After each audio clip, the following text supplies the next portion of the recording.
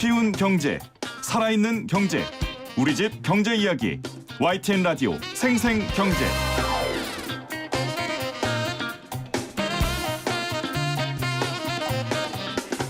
오늘 가장 뜨거운 경제 뉴스를 제일 생생하게 전해드리는 시간입니다. 서울 아파트 전셋값이 70주 연속 상승했습니다.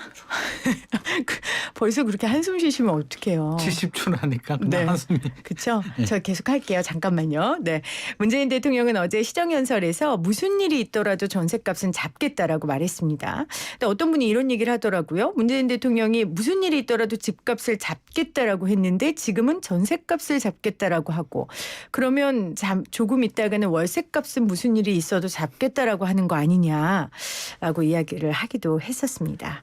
하루가 멀다고 부동산 관련 이슈가 쏟아져서요. 김희만 부동산 연구소 김희만 소장님 나오셨어요. 어서 오세요, 소장님. 안녕하세요. 70주 연속 전셋값 상승 이런 거 본 적 없으세요?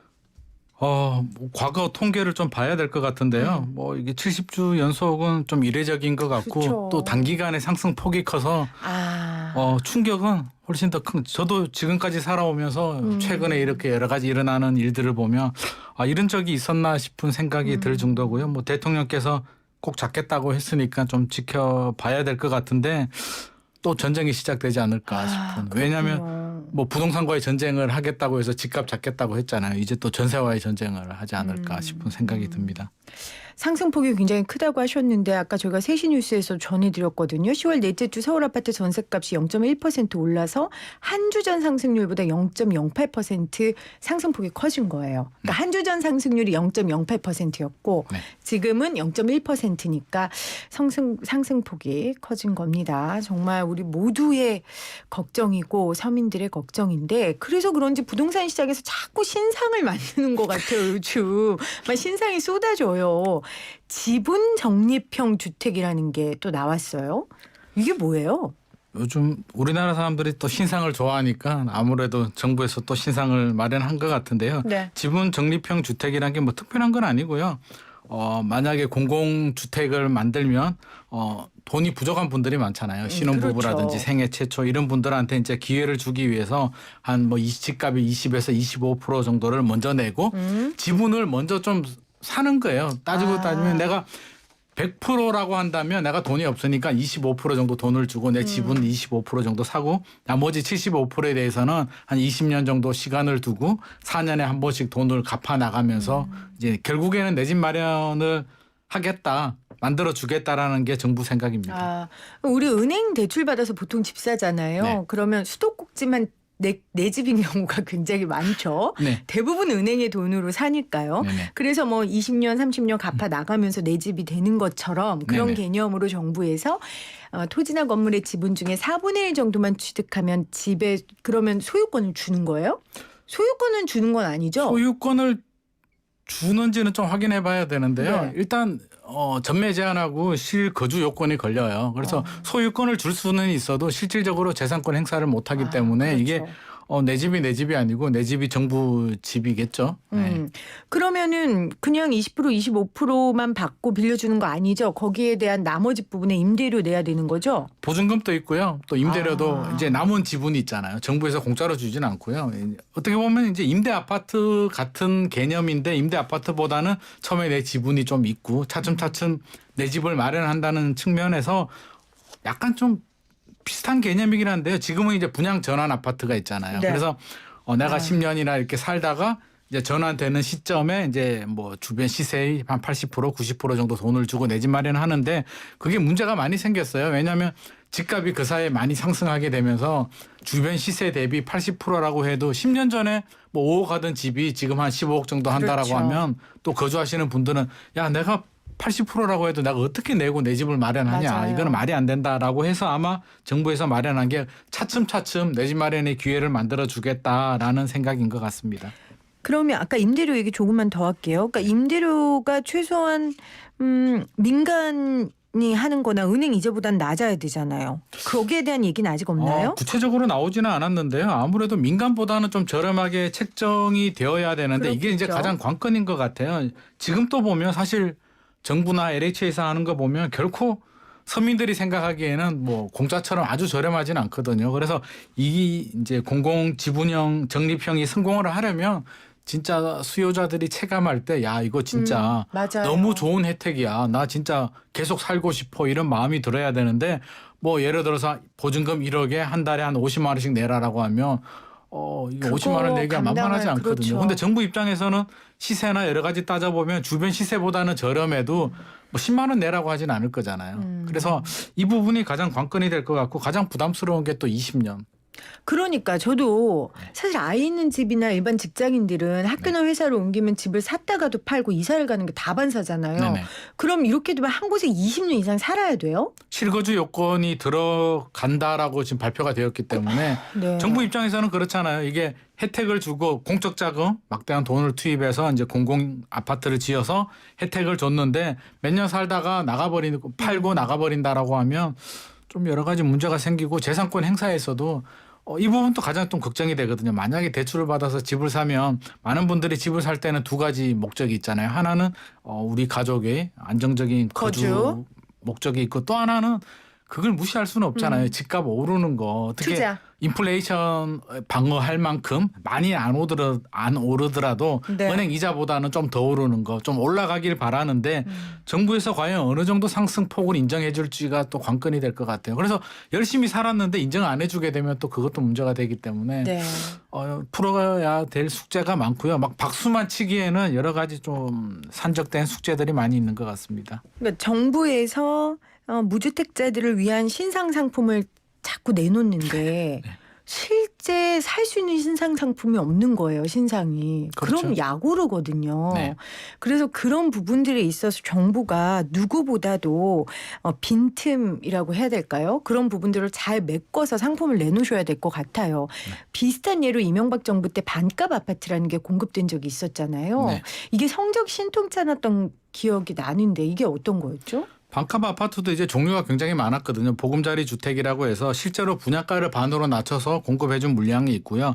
토지 임대부라고 해서 토지는 이제 공공에서 하고 건축비만 받아서 저렴하게 공급한 주택들도 있었는데 결과적으로 우리 서울 주택시장 안정에 큰 도움이 되지 않았던 건 공급 물량 자체가 굉장히 제한적이었고요. 다 해도 한 뭐 3만 세대 정도 공급이 됐는데 서울이 3만 세대 가지고 뭐 안정이 될 리는 그렇죠. 없을 것이고요.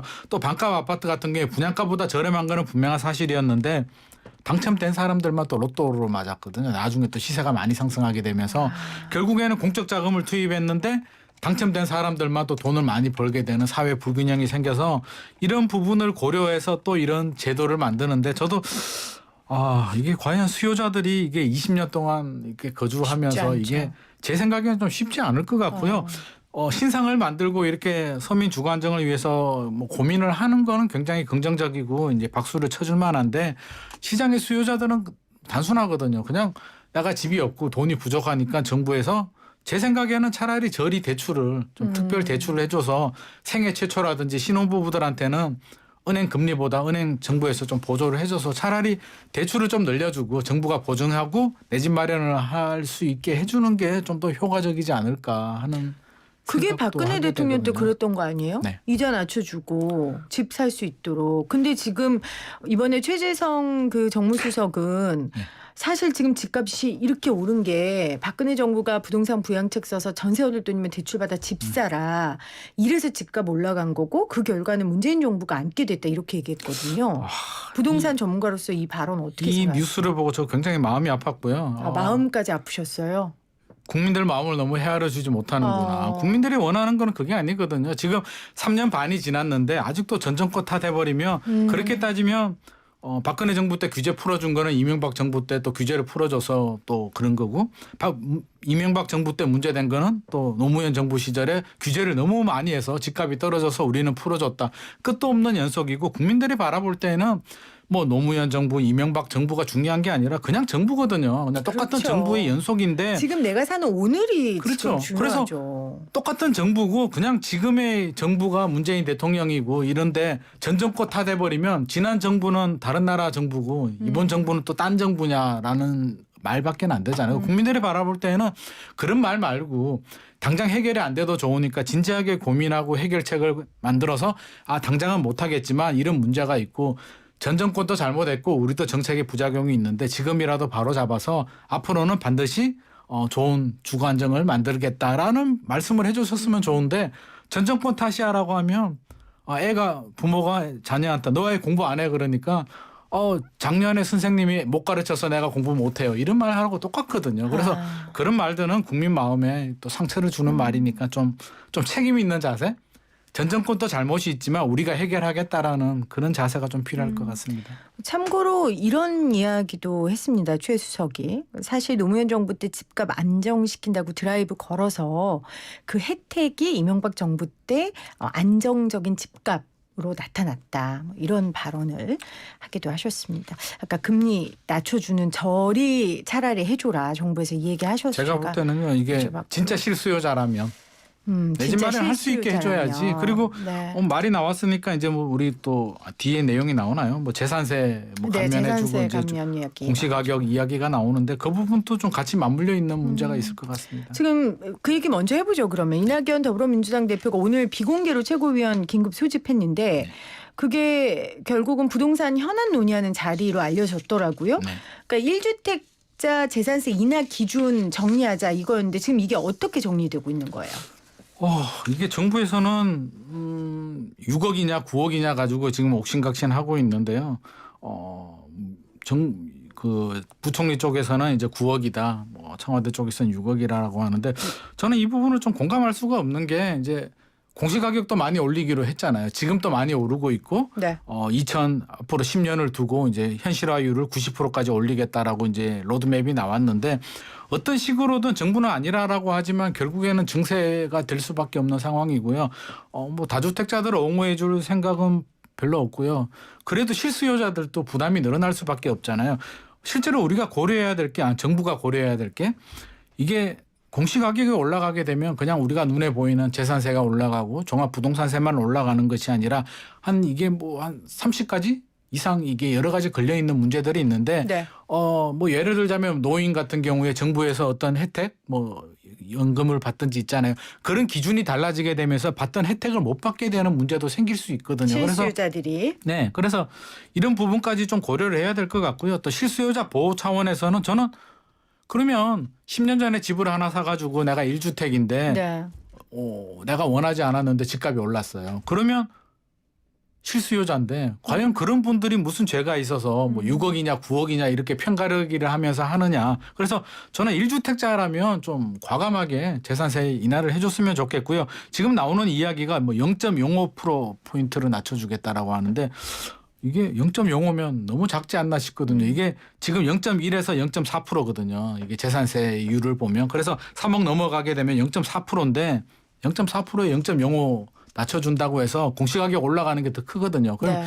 결국에는 이제 어떤 일이 생기냐면 올해 50만 원 재산세를 내고 있는데 내년에 70만 원 낼 걸 65만 원만 내게 해줄게. 우리한테 고마워해라고 하는데 국민들이 바라볼 때는 15만 원 올리는 것이거든요. 그래서 이런 것보다는 저는 좀 더 많이 낮춰줬으면 좋겠고요. 공정시장 가액 비율도 올라가잖아요. 그러니까 전체적으로 여러 가지 이유는 있을 거예요. 이유는 있으니까 현실화하는 게 좋다면 세율 부담은 실수요자들 세율 부담은 재산세도 좋고요. 종합부동산세도 좋은데 좀 낮춰줬으면 좋지 않을까 생각을 합니다. 주식이 막 올라도요. 네. 그거 팔아서 현금화하지 않기 그렇게 하기 전까지는 내 돈이 아니거든요. 네.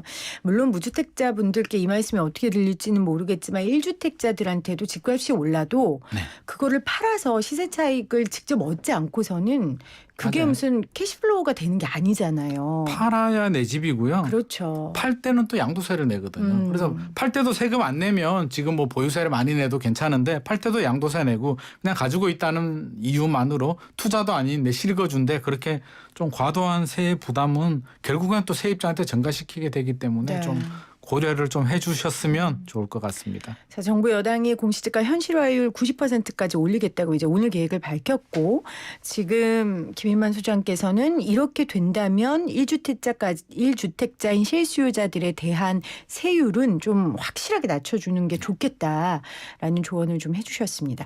다시 지분 적립적 주택 이야기 조금 더 할게요. 일단 2023년부터 분양하겠다는 건데 구체적인 지역이나 공급 규모가 나온 건 아직 없죠? 구체적으로 나오진 않았는데요. 뭐 2028년까지 뭐 만 몇천 세대 정도를 하겠다라고 하는데 만 몇천 세대요? 예. 많지 않네요. 많은 거예요? 정부는 많다라고 하는 거죠. 서울에서 이 정도면 많이 나오는 거 아닐까요? 아니 아까 전에 3만 세대. 그건 MB 정부 시절에. 그러니까 MB 정부 때도 적다고 하셨잖아요. 근데 네. 지금은 이미 포화 상태니까. 제가 볼 때는 뭐 큰 효과는 없을 것 같고요. 네.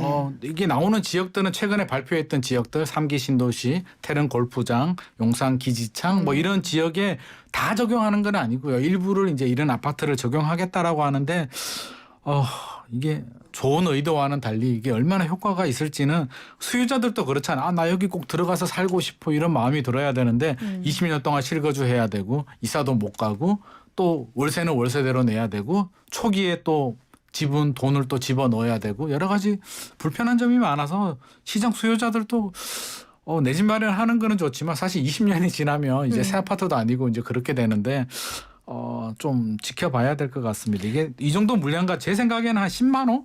15만 호 정도는 돼야. 공급이 돼야 우리 주택 시장에도 안정이 되고 다수의 규모의 경제라는 게 있잖아요. 네. 내 친구도 들어가고 나도 들어가고 뭐 우리 자녀도 들어가고 많은 사람들이 이용하게 되면 그게 자리를 잡는데 만 2만 세대 정도 가지고는 효과도 없이 그냥 묻혀버리지 않을까 하는 생각도 듭니다. 그리고 우리가 임대주택 이야기할 때도 이제 임대주택이 그 도시건설하는데 안에 이제 들어가게 되니까 이 내에서의 뭐 차별이라든지 이런 맞아요. 것도 사회적 문제가 되잖아요. 네. 그래서 그때 우리가 이야기했던 게 이런 게 많으면 그러니까요. 임대주택도 많고 그리고 지금 이야기하는 뭐 지금 지분 적립형 주택도 많고 그렇죠. 이게 그냥 국민들이 이렇게 살게 된다면 맞아요. 뭐 그런 거에 의한 사회적 차별이나 편견은 없잖아요. 지금 또 같은 문제거든요. 이게 규모가 충분하다면 지금은 좀 이상한 제도 20% 내고 20년 동안 살고 좀 이상하다 싶어도 이게 자리를 잡고 많은 수가 되면 사람들은 받아들이거든요. 네. 그래서 좀 규모의 사실 나쁜 정책은 아니에요. 이게 그럼요. 이제 주거에서 뭐 투자보다는 이제 주거로 가야 되기 때문에 안정적인 주거를 위해서는 뭐 괜찮은 정책이잖아요. 20% 내고 살면서 갚아가는 네. 거는 좋은 정책. 이론적으로는 좋은 정책인데 지금 우리 사회가 그렇잖아요. 이게 집값도 좀 올라야 되고 또 다른 사람하고 비교도 하게 되고 이미지 뭐 사회적 지위 여러 가지 따지기 때문에 네. 좀 꺼려하는 부분이 있을 수 있는데 이게 충분한 많은 물량을 잘 공급해줘서 자리를 잡는다면 또 좋은 주거 제도가 되지 않을까 싶은 생각도 듭니다. 아유, 주택 쉽지 않죠. 압니다. 쉽지 않고 국토부 관계자분 나오셨을 때도 제가 참 어려운 일 하신다고 말씀드렸는데 지금 문자도 정부에 대한 이제 안타까움이 훨씬 많아요. 우리 네. 청취자들도. 왜냐면 우리는 오늘을 사는 서민이니까. 지금 2867님은 투기지역 다주택자에게 누린세 적용하고 살지 않는 갭 투자자에게 강한 세금 적용하면 집값, 전세대란 다 잡습니다. 정부 집값 잡을 생각 없습니다. 당장 본인이나 가족들 다 다주택자 갭 투자자들인데요. 뭐 이렇게 보내주셨어요. 지금 또 사실 누진세 많이 적용하고 있고요. 이게 다주택자들 규제 지금 굉장히 강하거든요. 강한데도 왜 이런 댓글들이 나오고 하냐면 내가 너무 힘들고 이게 현실이 집값도 올라가고 전세 가격도 문제가 되고 내 삶이 너무 팍팍하니까 정부가 노력하는 거는 맞는데 여전히 미흡하다고 네. 생각하는 것 같습니다. 9746님은 맞습니다. 정말 무주택자들 집 살 수 있게 대출을 좀 더 해줬으면 좋겠어요. 3년 전에 구입하려고 은행 상담했더니 대출이 안 돼서 못 샀거든요. 그때 생각하면 너무 속상해요. 임대사업자 특혜 때문에 매물이 잠겨 상승 불시가 되지 않았나 싶네요. 하셨고 3916은 이제 콩으로 매주를 쏜다 해도 안 믿는다고. 이 신뢰 회복은 결국은 집값 안정으로 보여주는 수밖에 없을 것 같아요. 그렇죠. 이제 실력으로 결과로 그렇습니다. 보여줘야 되는데 뭐 오늘 대통령께서 말씀하셨는데도 한 3년 전 같았으면 박수를 쳐주고 굉장히 믿어줬을 텐데 이게 집값을 잘 못 잡다 보니까 이제 월세도 전세도 과연 잡을 수 있을까 이렇게 의구심을 많이 가지고 있는 것 같습니다. 네, 알겠습니다. 자, 김인만 부동산 연구소 김인만 소장과 함께 이야기 나눴습니다. 소장님 고맙습니다. 감사합니다.